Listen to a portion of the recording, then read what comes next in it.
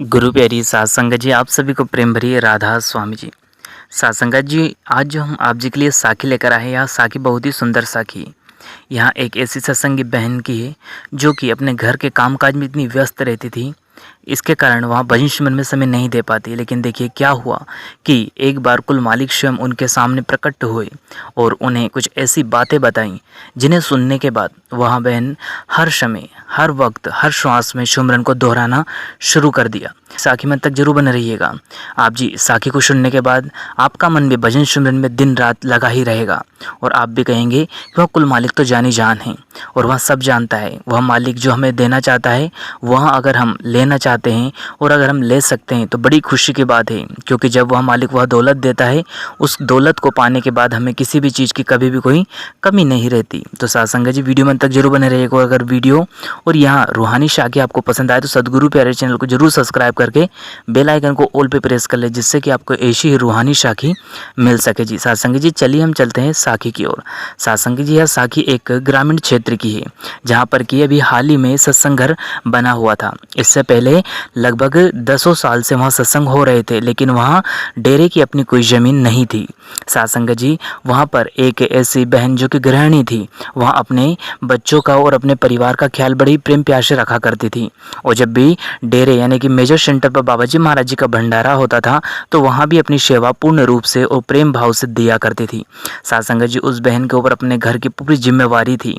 उनके पति का देहांत हो चुका था, लेकिन उन्होंने हिम्मत नहीं हारी।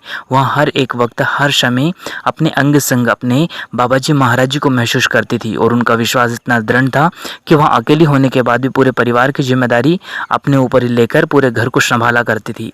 साथ संगत जी वक्त अपनी गति से गुजरता रहा। साथ संगत जी देखिए उन्होंने कभी भी किसी से कोई शिकायत नहीं की, क्योंकि अब जीना अकेले ही था। तो उन्होंने सबसे बड़ी ताकत बाबा जी महाराज जी को बनाया और उनको देखिए कितनी किस्मत वाले होते हैं वो लोग, कुल मालिक का साथ जिन्हें मिलता और जिनके ऊपर बाबा जी महाराज जी की दया मेहर होती है, उन्हें दुनिया में किसी भी चीज़ की कमी नहीं रहती है। आपको विश्वास हो जाएगा कि यदि आपने कुल मालिक पर भरोसा कर लिया, उसके बाद आपको दुनिया में किसी के मांगने की कोई ज़रूरत नहीं रह जाएगी। आप मन में इच्छा करेंगे और वह हर एक इच्छा आपकी पूरी होती चली जाएगी और आपको इतनी शांति और इतना प्रेम उमड़ेगा अंदर से उस मालिक के प्रति कि आप हर एक वक्त, हर एक श्वास में सिमरन को दोहराते जाओगे। तो साथ संगत जी वक्त अपनी गति से गुजरता गया।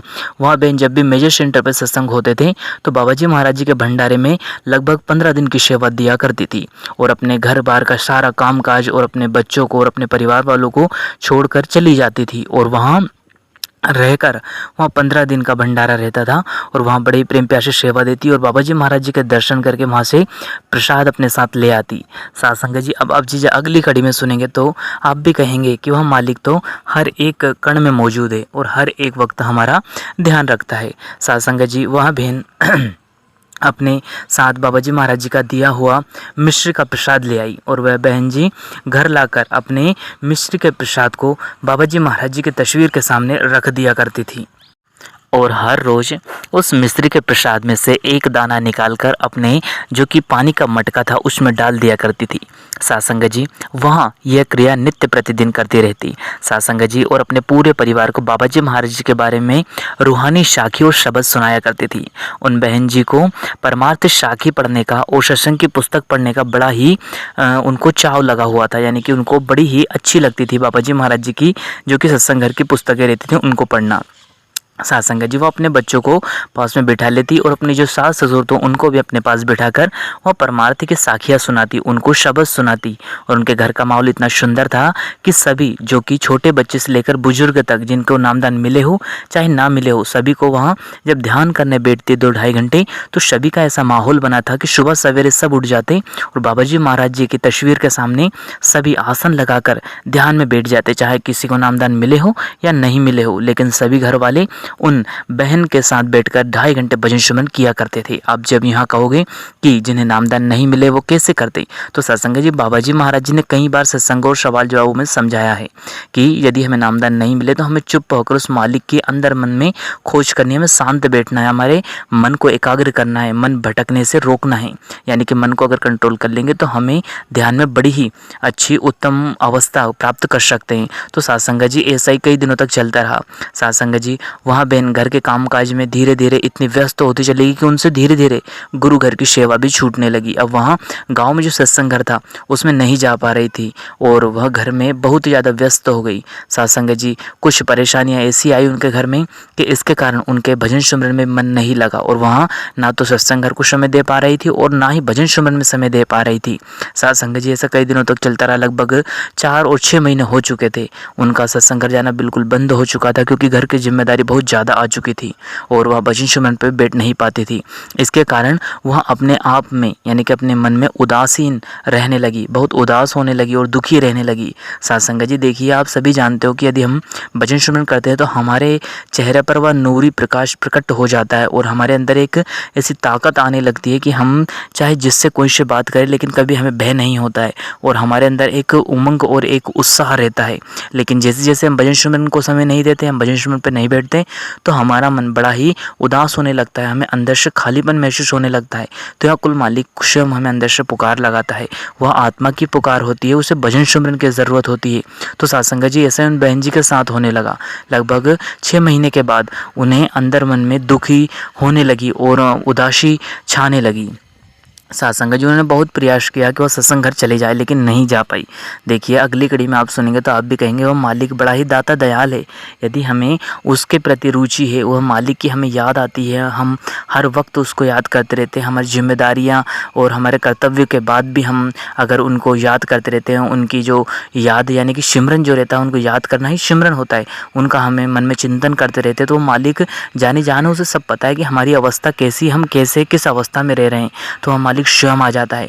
साथ संगत जी आप जी जानकर हैरान रह जाओगे, वहाँ रविवार का दिन था और सुबह सवेरे लगभग 7 से 8 बजे के बीच उस बहन को बड़े ही अंदर से दुखी मन से वहाँ बाबा जी महाराज जी को पुकारती और कहती कि बाबा जी आज कोशिश करके मुझे सत्संग घर को बुला लीजिए। लेकिन साथ संगत जी देखिए, परिवार जो रहता है, परिवार में बहुत सारे ऐसे लोग होते हैं जो कि हमें किसी न किसी परेशानी में डालते ही रहते हैं और बहुत सारे आस पड़ोस के लोग भी रहते हैं और उस बहन के साथ कोई भी ऐसी घटना घट जाती है जिसके कारण वो उस दिन सत्संग घर नहीं जा पाती। साथ संगत जी वहाँ देखकर उस कामकाज में उलझ जाती है और उसके बाद जब वह काम से फ्री होती है तब तक 9:30 या 10 बज चुके थे।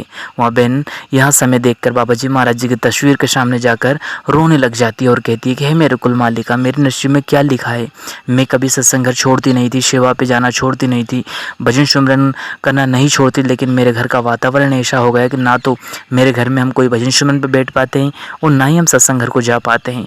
हे मेरे कुलदाता दयाल, अगर मैंने सच्चे मन से तेरे नामदान लेने के बाद से अगर भक्ति की है, भजन सिमरन किया है और किसी कारणवश अगर मेरे ऊपर कोई गलत शक्ति आ गई है, प्रभाव डल गया है, नेगेटिव पावर आ गई है, तो उसे समाप्त कर और मुझे अपनी सेवा में भजन सिमरन में फिर से लगा दे मेरे दातिया। मुझे तुझ पर बड़ा ही विश्वास है। सत्संग जी ऐसा पूरे दिन भर वह चिंतन करती रही और शाम को भी ऐसा ही कहते हुए रोते हुए वो बिना खाना खाए वहाँ सो गई। सत्संग जी अगली सुबह लगभग 3 से 4 बजे थे और उस बहन के स्वप्न में यानी कि साक्षात स्वयं कुल मालिक बाबा जी महाराज जी सामने प्रकट होते हैं और नूरी स्वरूप में प्रकट होकर उन बहन से कहते हैं कि बेटा अब तुझे परेशान होने की ज़रूरत नहीं है, जो तेरे साथ इतने दिन से हो रहा था, लगभग 4-6 महीने से, ये तेरे 6 जन्मों के कर्म थे जिन्हें कि इसी जन्म में तुझे भुगतने थे और न जाने इन जन्मों के कारण तू 6 जन्म को भोगना पड़ता। यह 6 जो जन्म थे 6 महीने में पूरे हो गए और तेरे 6 जन्मों के जो कर्म खराब थे वो सभी कट गए।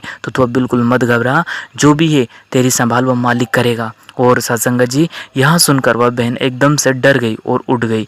जैसे नींद खुली तो उसने देखा कोई नहीं है। सत्संगत जी जैसे सुबह हुई तो आज उसका मन बड़ा ही खुश था और बड़ी ही प्रसन्नता थी।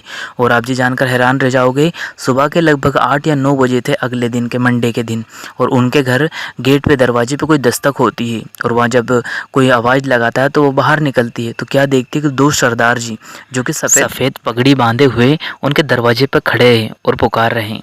सत्संगत जी वहाँ अंदर आते हैं और उन बहन से कहते हैं बेटा आप कैसे हो, आप सब ठीक हो, आपके घर में सभी ठीक है? और बेटा तू बिल्कुल फिक्र मत कर, वो मालिक जानी जान है, तू बिल्कुल निश्चिंत रहे और आज से तेरे ऊपर जो भी समस्या है, जो भी दुख है, सब उस मालिक ने समाप्त कर दिया। आज के बाद तेरे घर में कोई भी परेशानी नहीं आएगी। अब तो खूब सारा भजन सिमरन कर और गुरु घर की सेवा जरूर करना। अब गुरु घर रोज जाना, जब भी मौका मिले सेवा भी करना और सत्संग में भी जाना। सत्संग जी वहाँ सुनकर हैरान हो गई वह बहन और कहने लगी कि हे मेरे सरदार जी, आप जी ऐसा क्यों कह रहे हैं, आपको क्या पता मेरे बारे में? सत्संग जी वहाँ सरदार जी सामने जो बैठे बैठे थे और जो बहन और उनके सास ससुर और बच्चे बैठे थे, सभी के सामने उन्होंने सारी घटना उन बहन को बता दी। और वहाँ सुनकर बाबा जी महाराज जी स्वयं कुल मालिक ही थे वो तो, यहाँ सुनकर वह बहन रोने लगी, उसकी आंखों से आंसू आ गए। साथ संगत जी आप कहोगे कि वह मालिक तो जानी जान है, वहाँ तो सब कुछ जानता है, तो ये सच है, वह मालिक जानी जान है। और वहाँ जब भी देता है तो हमें सोच समझ कर ही देता है। यदि उसने गुरु घर की सेवा भी दी है तो हमें सोच समझ के ही दी है, इसलिए हमें उसको निभाना है और निभाकर हमें एक प्रेम और प्यार से एक ऐसी मिसाल देना है जो कि हमें कुल मालिक के घर पहुंचा सके जी। तो साथ संगत जी देखिए, साखी से हमें क्या प्रेरणा मिलती है? साखी से प्रेरणा मिलती है कि यदि हमें गुरु पर विश्वास है तो हम चाहे जहाँ भी रहें वो मालिक हमें आ ही जाता है, क्योंकि हमें दर्शन देने आ ही जाता है, क्योंकि वो मालिक हमारी स्थिति, हमारी परिस्थिति, जो भी जैसा माहौल है सब जानता है कि हम किस दौर से गुजर रहे हैं।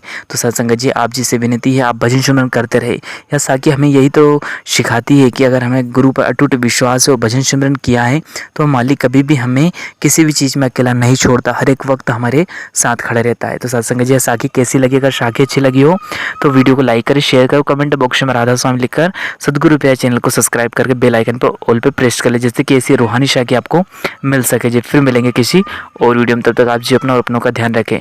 शुक्रिया, टेक केयर। अंत में आप सभी को प्रेम भरी राधा स्वामी जी, धन्यवाद।